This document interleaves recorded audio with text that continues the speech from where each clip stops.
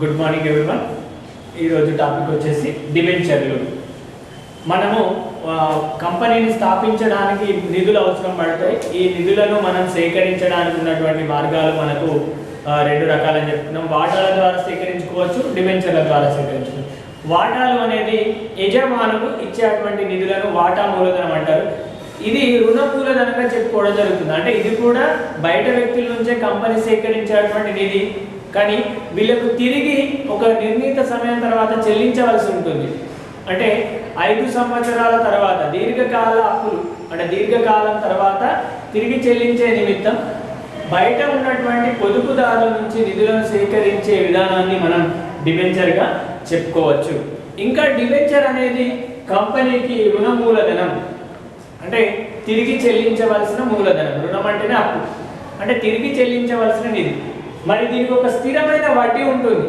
ఎప్పుడైతే కంపెనీ ఒక అధికార ముద్రతోటి పత్రాన్ని ముద్రించి బయట వ్యక్తులకు ఇస్తుందో, ఆ బయట వ్యక్తులకు ఇచ్చేటప్పుడు దానిపైన ఏం రాసి ఉంటుంది?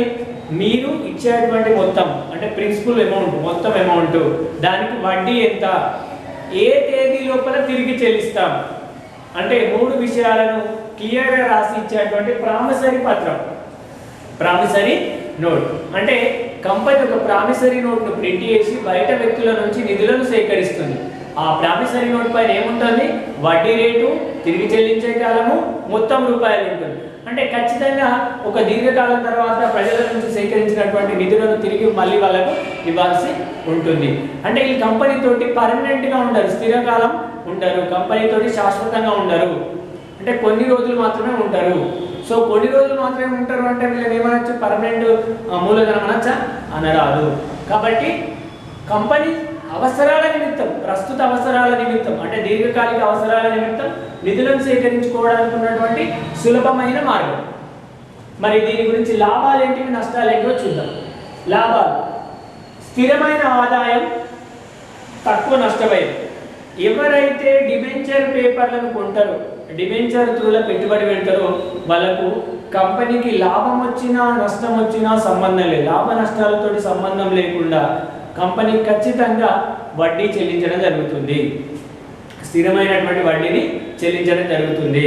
మరియు ఇందులోపల పెట్టుబడి పెట్టింది కాబట్టి వడ్డీ వస్తుంది, కాబట్టి వీళ్ళకి నష్టం వచ్చే అవకాశం చాలా తక్కువ, నష్టభయం తక్కువగా ఉంటుంది. అంటే వడ్డీ వస్తుంది, భవిష్యత్తు లోపల 5 సంవత్సరాల లోపల వీళ్ళు పెట్టినటువంటి పెట్టుబడి తిరిగి వస్తుంది. వడ్డీ ప్లస్ పెట్టుబడి తిరిగి వస్తుంది కాబట్టి నష్టం వచ్చే అవకాశం ఉంటుందా? ఉండదు. అదే ఒకవేళ వాటా మూలధనంగా పెట్టుబడి పెడితే కంపెనీకి లాభాలు వస్తేనే తీసుకుంటారు, లేదంటే నష్టం వస్తే వాళ్ళకు ఆ సంవత్సరం ఆదాయం అనేది రాదు. అంటే అది నష్టభయంతో కూడుకుంది, ఇది నష్టభయం లేనిది. ఎవరైతే కంపెనీ లోపల డిబెంచర్దారులుగా పెట్టుబడి పెట్టిన వాళ్ళకు స్థిరమైన ఆదాయం రావడం జరుగుతుంది, అది కూడా తక్కువ నష్టభయంతో ఉంటుంది. వీళ్ళకు ముందే చెప్పేస్తారు, ఆ పేపర్ పైన రాసి ఉంటుంది మీకు నెల నెలకు ఇంత వడ్డీ వస్తుంది అని. కానీ వాటాదారులకు చెప్పలేరు, ఇంత లాభం పంచుతాం, ఇంత డివిడెండ్ ఇస్తామని చెప్పలేము, స్థిరమైన వడ్డీ ఉంటుంది. నెక్స్ట్, వీళ్ళు ఉండడం ద్వారా కంపెనీకి ఇంకొక లాభం ఏంటిది? లాభాల్లో వీళ్ళకి భాగం లేదు. ఒకవేళ అనుకోకుండా కంపెనీకి బాగా లాభాలు, ఊహించనని లాభాలు వచ్చినాయి, ఊహించనని లాభాలు వచ్చినప్పుడు కంపెనీ వీళ్ళకు వడ్డీ రేటును పెంచుతుందా? పెంచదు. కాబట్టి లాభం అధికంగా వచ్చినప్పుడు వీళ్ళతో వచ్చే నష్టం ఏముండదు, వీళ్ళకి వడ్డీ కడితే సరిపోతుంది, మిగిలిన లాభం అంతా వీళ్ళకి వడ్డీ కట్టగా మిగిలిపోయినటువంటి మొత్తం ఆదాయం, మొత్తం లాభం ఆ కంపెనీలో ఉన్న వాటాదారులకు చెందుతుంది. అంటే కంపెనీకి వీళ్ళు ఉండడం ద్వారా నష్టమేమి లేదు, లాభమే ఉంటుంది. నెక్స్ట్, ఇది ఎవరికి అనుకూలం? మరి డిబెంచర్ అనేది ఏ కంపెనీలకు అనుకూలంగా ఉంటుందంటే స్థిరంగా లాభాలను పొందే కంపెనీలకు అనుకూలం. అంటే కంపెనీ నడిచిన కొద్దీ లాభాలు వస్తూనే ఉంటాయి చూసిగా, ఆ కంపెనీలకు అనుకూలం. ఎందుకు? బయట నుంచి అప్పులను సేకరిస్తుంది, లాభాలు రావడం ద్వారా లాభాల నుంచి కొద్ది మొత్తం వడ్డీ కట్టేస్తుంది, నిర్ణీత సమయం లోపల మొత్తం కట్టేస్తుంది. అంటే స్థిరమైన అమ్మకాలు ఉండి లాభాలు ఉండే కంపెనీలకు అనుకూలం. మరి స్థిరమైన అమ్మకాలు అంటే లాభం వస్తూనే ఉంది కాబట్టి వాటాదారులుగా ఎక్కువ మంది వాటాదారులు అయితే కంపెనీ నిర్ణయాల లోపల పాలు పంచుకుంటారు, కాబట్టి కంపెనీ సక్రమంగా నడిచే అవకాశం ఉండదు. స్థిరమైన లాభాలు రావడం ద్వారా వీళ్ళకి ఉండడం ద్వారా మన కంపెనీకి ఎలాంటి నష్టం ఉండదు. వీళ్ళే మన కంపెనీకి సంబంధించినటువంటి విషయాల లోపల పాలు పంచుకుంటారంటే పంచుకోరు, ఓటింగ్ కాకుండా అంటే లేదు. కాబట్టి కంపెనీకి ఎలాంటి ఇబ్బంది ఉండదు. అదే లాభాలు ఎక్కువ వస్తున్నాయని వాటాదారులు ఎక్కువ తీసుకుంటే కంపెనీ లాభాలపైన ప్రభావం పడుతుంది. అట్లాగే మరియు లాభం స్థిరంగా ఉన్న కంపెనీలకు అవసరం. ఓకే, వాళ్ళకి వడ్డీ కట్టే అయిపోతుంది. నెక్స్ట్ తక్కువ ఖర్చు. వేటితోటి పోల్చుకుంటే న్యాయపరమైనటువంటి లాంఛనాలు తక్కువగా ఉంటాయి. ఎందుకు? ఈక్విటీ వాటా మూలధనం కానీ ఆధిక్య వాటా మూలధనం కానీ, అంటే వాటా మూలధనాన్ని సేకరించడం అనేది కొద్దిగా న్యాయపరమైన ఖర్చులు ఎక్కువ ఉంటాయి. అంటే వాటాదారులు అంటే యజమానుల ద్వారా యజమాన్య మూలధనం ద్వారా అప్పుడు నగదులు సేకరించడం కొద్దిగా ఖర్చుతోటి కూడుకుంది. వాటితోటి పోల్చుకుంటే దీని ఖర్చు కూడా తక్కువగా. ఎందుకంటే రుణ మూలధనాన్ని సేకరించడం అనేది ఈజీ ప్రాసెస్, లాంఛనాలు కూడా తక్కువగానే ఉంటాయి. కానీ ఒక్క విషయం ఏంటంటే వాటా మూలధనంలో వాటా విలువ తక్కువగా ఉంటుంది. దీని యొక్క ముఖ విలువ ఈ పత్రం యొక్క ముఖ విలువ ఎక్కువగా ఉంటుంది. ఇంకొకటి ఏంది, వీళ్ళు ఉండడం ద్వారా మనకు ఒక లాభం ఏంటంటే ఎవరైతే డిబెంచర్దారులు ఉంటారో వాళ్ళకి ఓటు హక్కు అనేది లేదు. ఓటు హక్కు లేదు కాబట్టి కంపెనీకి సంబంధించిన నిర్ణయాల లోపల వీళ్ళు పాలు పంచుకుంటారా? కంపెనీకి సంబంధించిన నిర్ణయాలు ఏమైనా తేడా ఇస్తారంటే చెయ్యరు. వీళ్ళు లాభ నష్టాలతో సంబంధం లేకుండా కంపెనీలో ఉన్నటువంటి మీటింగ్లతో సంబంధం లేకుండా ఓన్లీ వడ్డీని స్వీకరిస్తారు. వీళ్ళకి ఓటు హక్కు కూడా లేదు కాబట్టి కంపెనీకి సంబంధించిన నిర్ణయాలు అనేవి చేంజ్ అయ్యే అవకాశం ఉండదు. ఇది మనకున్నటువంటి లాభాలు. మరి డిబెంచర్దారుల నష్టం ఏంటిది? ఒకవేళ కంపెనీకి అదే పనిగా నష్టాలు వస్తూ ఉన్నాయనుకోండి, నష్టాలు వచ్చినా లాభాలు వచ్చినా డిబెంచర్దారులు ఖచ్చితంగా వాళ్ళ టైం నిండిన తర్వాత వాళ్ళ తేదీ నాడు వాళ్ళకి వడ్డీ కట్టాల్సింది. కాబట్టి మనకు ఒక అధిక నష్టం, అంటే లాభాలు రానప్పుడు అప్పులకు వడ్డీ కట్టడం అనేది మనకు ఒక నష్టంతో కూడుకున్నది. ఇది ఇప్పుడేనా అంటే పర్మనెంట్ బర్డెన్. కంపెనీ ఉన్నన్ని రోజులు కంపెనీకి నష్టంగానే పరిగణించబడుతుంది. లాభాలు రానప్పుడు వడ్డీలు కట్టుకుంటూ పోయినప్పుడు కంపెనీ అనేది మనుగడ సాధ్యం కాదు. అంటే అధిక నష్టాలు వచ్చే కంపెనీలకి ఇది అనుకూలమైనది కాదు. అధిక నష్టాలు వచ్చే కంపెనీలకు ఎవరు అనుకూలము? వాటాదారులు అనుకూలం. వాటాదారులు అంటే ఎవరు? ఆ కంపెనీ లోపల పెట్టుబడి పెట్టి లాభాలు వస్తేనే తీసుకొని నష్టాలను పంచుకున్న వాళ్ళు ఏమంటారు? వాటాదారులు. కానీ ఇక్కడ వీళ్ళు వాటాదారుల కాదు, రుణ మూలధనం లేదంటే రుణదాతలు. రుణదాతలకు లాభ నష్టాలతో సంబంధం ఏముంటుంది? అప్పు మాత్రమే తీసుకుంటారు, అప్పు పైన వడ్డీ మాత్రమే తీసుకుంటారు. కాబట్టి అప్పు మొత్తము వడ్డీ మొత్తం తీసుకుంటారు. కాబట్టి ఇది ఒక నష్టంగా చెప్పుకోవచ్చును. నెక్స్ట్, విమోచన సమయంలో నగదు లేకపోవడం. వాళ్ళకి ముందే మనం చెప్పినాం ఆ పేపర్ పైన, డిబెంచర్ పేపర్ పైన భవిష్యత్తు లోపల ఈ తేదీ నాడు నీవు పెట్టినటువంటి పెట్టుబడి మరియు వడ్డీ మొత్తం కల్పిస్తా అని చెప్పినాం.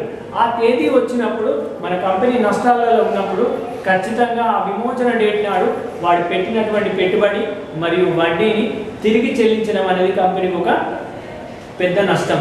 ఆ సమయం లోపల నగదు లేదు కాబట్టి కొన్నిసార్లు కంపెనీ ఆస్తులను అమ్మి కూడా వాళ్ళ అప్పులను మరియు వడ్డీని కట్టాల్సిన అవసరం ఉంటుంది. నెక్స్ట్, మరియు ఆస్తులు అప్పుల భవిష్యత్తుపై నష్టం. ఇప్పుడు ఉన్నటువంటి సమయం లోపల విమోచన సమయం లోపల కొన్ని ఆస్తులను అమ్మేసినాం, కంపెనీకి సంబంధించిన అప్పులను కట్టేసినాం. మరి ఇప్పుడు అమ్మేసి కట్టేయడం ద్వారా కంపెనీ భవిష్యత్తు ఏమవుతుంది? కంపెనీ చాలా నష్టాల్లోకి వెళ్ళే అవకాశం ఉంటుంది. అంటే ఆస్తిని అమ్మడం ద్వారా అప్పు తీరిపోయింది, కానీ కంపెనీకి సంబంధించిన భవిష్యత్తు కార్యకలాపాలు అనేటివి జరగవు. ఇది ఒక పెద్ద నష్టం. అంటే డిబెంచర్దారులు ఎవరికి ఉంటే లాభము? కంపెనీకి స్థిరమైన లాభాలు వచ్చినప్పుడు స్థిరమైన లాభాల నుంచి వడ్డీ కట్టడం పెద్ద ఇబ్బందిగా ఏముండదు కాబట్టి డిబెంచర్దారులు అలా ఉంటే నయం. ఒకవేళ కంపెనీకి అదే పనిగా నష్టాలు వస్తూ భవిష్యత్తులో కూడా నష్టం వచ్చే అవకాశం ఉందన్నప్పుడు కంపెనీ డిబెంచర్ ద్వారా మూలధనం సేకరించకుండా వాటాల ద్వారా మూలధనాన్ని సేకరించి కంపెనీని అభివృద్ధి చేసుకుంటే మంచిదని కొందరు నిపుణుల అభిప్రాయం. ఇది మనకున్నటువంటి డిబెంచర్ పత్రం యొక్క డిబెంచర్ల యొక్క లాభాలు నష్టాలు. Okay right. వాటాకి వాటాకి డిబెంచర్కి మధ్య తేడాలు. వాటా మూలధనము, డిబెంచర్ మూలధనం. అంటే కంపెనీని మనము స్థాపించాలనుకున్నప్పుడు మనకి నిధులు అవసరం పడతాయి. ఈ నిధులను సేకరించడానికి ఉన్నటువంటి మార్గాలు మనకు వాటా మూలధనము, డిబెంచర్ మూలధనంగా చెప్పుకోవచ్చు.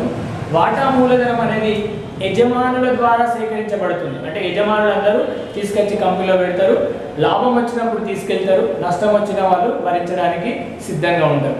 డిబెంచర్ మూలధనం అంటే ఏంటి? వారు కూడా కంపెనీ లోపల డబ్బులు ఇస్తారు, కానీ లాభ నష్టాలతో సంబంధం లేకుండా వాళ్ళు వడ్డీని తీసుకుంటారు. అంటే లాభ నష్టాలతో సంబంధం లేకుండా వడ్డీని తీసుకుంటూ డిబెంచర్దారులు అంటారు. లాభం వచ్చినా నష్టం వచ్చినా తీసుకుంటూ వాటాదారులు అంటారు. సో వాటాదారులను యాజమాన్య మూలధనం, వాటాదారులు అనే వాళ్ళు యజమానులు, కంపెనీకి యజమానులుగా ఉంటారు కాబట్టి దీన్ని యజమాన్య మూలధనం అంటారు. డిబెంచర్ ద్వారా వచ్చినటువంటి నిధులను రుణ మూలధనంగా చెప్పవచ్చు. ఓకేనా? అంటే ఇది అప్పుగా వచ్చినటువంటి మూలధనం. అంటే కంపెనీ నడిపించడానికి 2 మార్గాల ద్వారా అప్పులను నిధులను సేకరించుకోవచ్చు.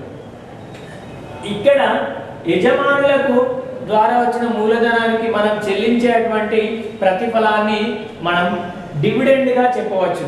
అంటే యజమానికి లాభం వచ్చినప్పుడు చెల్లించేటువంటి విషయాన్ని డివిడెండ్ అంటాం. ఆ ప్రతిఫలాన్ని డివిడెండ్ అంటాం. అంటే లాభం వచ్చినప్పుడు ఇస్తాం, నష్టం వచ్చినప్పుడు ఇవ్వాల్సిన అవసరం లేదు.